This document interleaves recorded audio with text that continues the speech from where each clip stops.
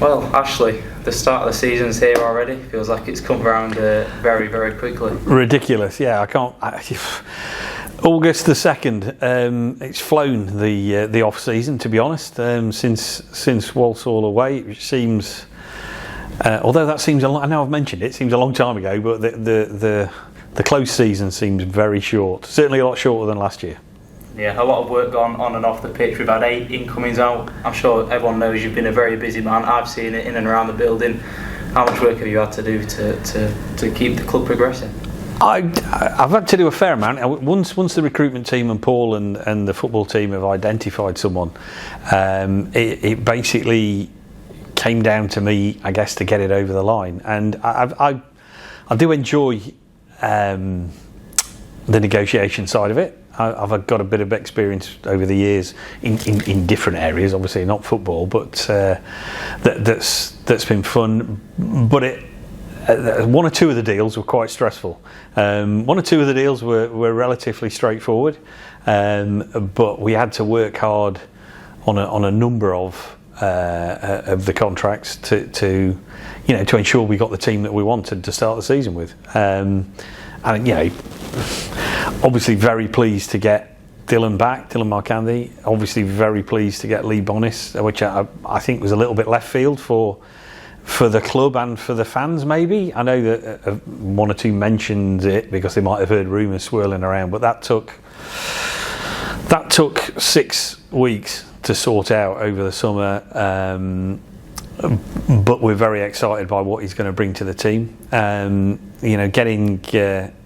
Prizing Zach away from Scotland and via Middlesbrough was also something that we're very pleased with.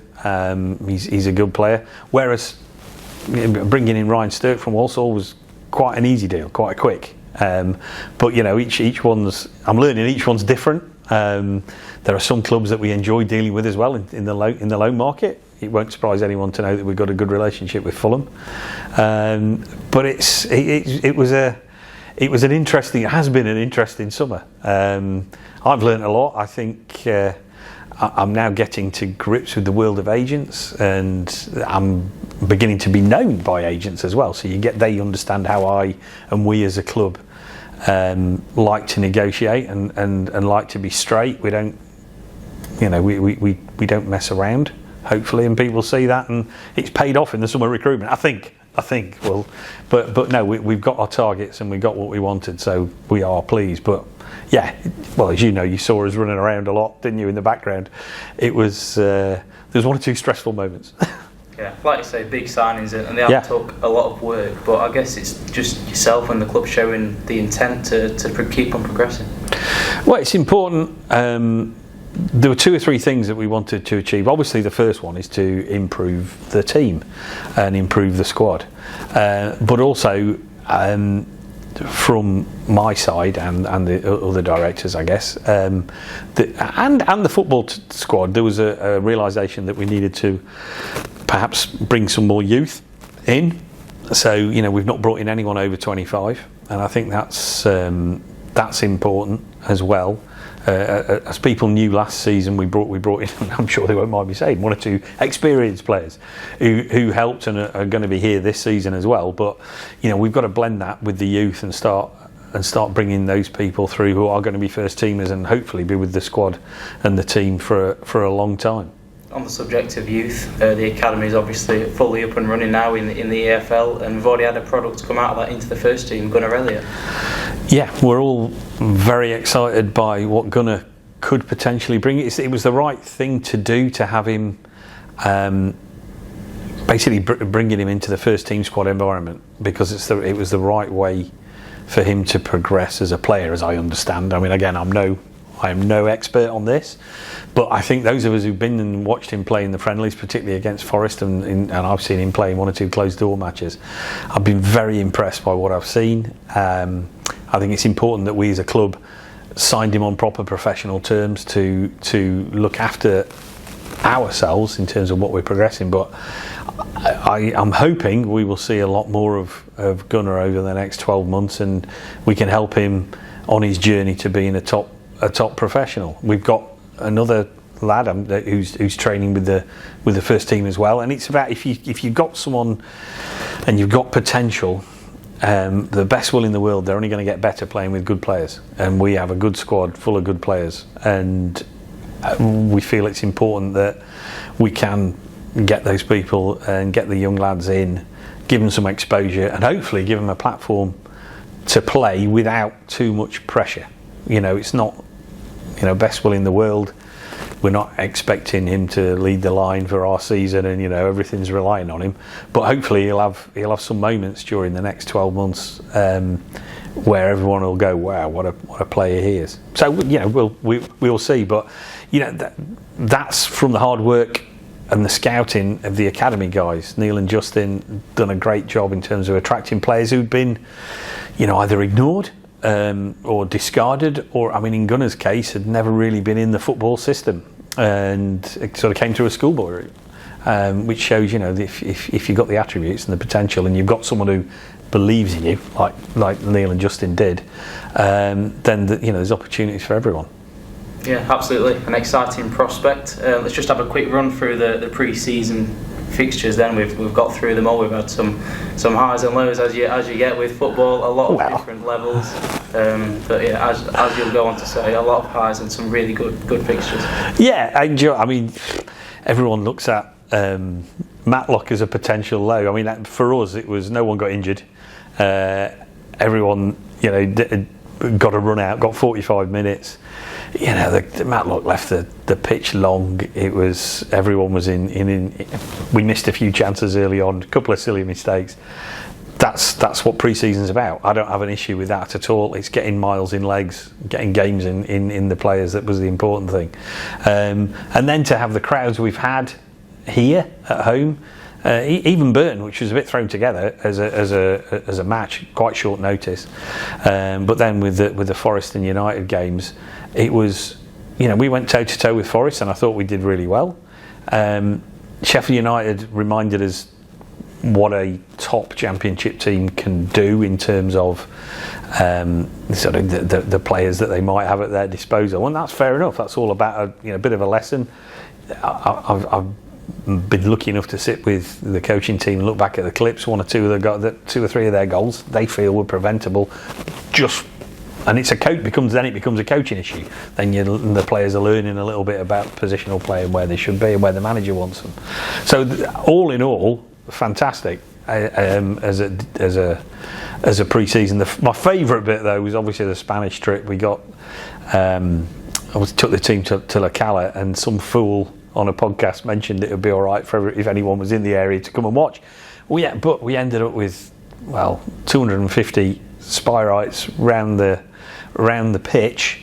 A lot of them had a heavy day, shall we say, but the atmosphere was great. Everyone was giddy. They were watching us abroad. I understand there was 50 or 60 that didn't make it to the game who were left behind in the bars, but no, it was a success, and it is something that we're perhaps looking at formalising maybe next year, to do a proper trip and help the fans organise it, give people a bit more notice. So that again is something that we'll watch this space, but we'll be planning for through the early part of this year. But yeah, it was a good trip, and it was lovely to see the new players come in, a new squad take shape, and the old guys. Everyone bonded really well. Everyone gets on really well. It was very satisfying to see take shape. I was just going to mention that obviously for the players coming in to go out to another country and to see that support over there. They must not know what to expect on come Saturday afternoon. Well, yeah, it'll be interesting to see. Hopefully, we get a good crowd in against Barrow, and there'll undoubtedly be an interesting atmosphere against Mansfield. But yeah, it'll be interesting to see their reaction after the first couple of games. I'm looking forward to it. I'm assuming everyone else is as well. Off the pitch as well, we've had a lot of work going on, particularly this summer on the lounges here at the SMH Group Stadium. Yeah, absolutely. Over the last 2 or 3 years, we felt that we've needed to improve facilities. So a couple of years ago, it was the training pitches that we've spoken about. Last year, it was more about the bowl. So from the dugouts and the blue surrounds and the ball stop netting and the big screen and the PA. So that was more about the bowl. And then it was obviously felt that, I mean, the lounges were probably, I mean, I'm being fair, unfashionable when they were built 15 years ago, and they needed refreshing. And not only that, I think it's become, you know, it's quite important. It's not just football here. We're trying to bring money in away from football and trying to develop, I suppose, our C&B and corporate events business. And to do that, my sister-in-law actually is like, well, you've got to improve the toilets. You've got to, you know, you've got to improve those. So we've spent a lot of money on that side. We've almost finished. We just got the disabled laboratories to deal with, but they're being in consultation with a couple of our sort of better known disabled supporters. They're being done shortly. So we feel that we've got, with the new lighting system, which was 55 grand, the new bar, if you haven't seen it, it's worth coming and having a look. But we feel we've got the best facility in North Derbyshire now. It can cater for 20 to 320 people, either at a wedding or a corporate event or a party, or and you know, the video facilities, the digital signage facilities, the lighting, the decor. It's second to none. So we're very, very pleased with the work that we've done. But it's important to keep the club going forward. The next stage will be the other side of the 1866. So we'll be doing that, and then finally probably this place, the boardroom. But you know, that'll be as and when. Rounding off then, what have you got on your mind for the club's goals for this season? Club's goals. Well, promotion, be in the hat for the second round of the Carabao Cup, and get a good draw in the third round of the FA Cup.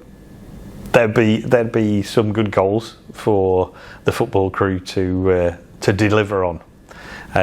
We've done our bit. We've given them the players, so it's kind of over to them and the players now. No, but that'd be fab if we could have a season. Obviously, if we get promoted, fantastic. If we get promoted and we've beaten Mansfield as well, that's even better. And then if we can get to the third round of the FA Cup and hopefully get a decent draw, or maybe even go on further than that. But the most important thing is to have a good challenge in the league, and the squad. You know, you can never. Who knows what's going to happen? As happened to us last year with injuries.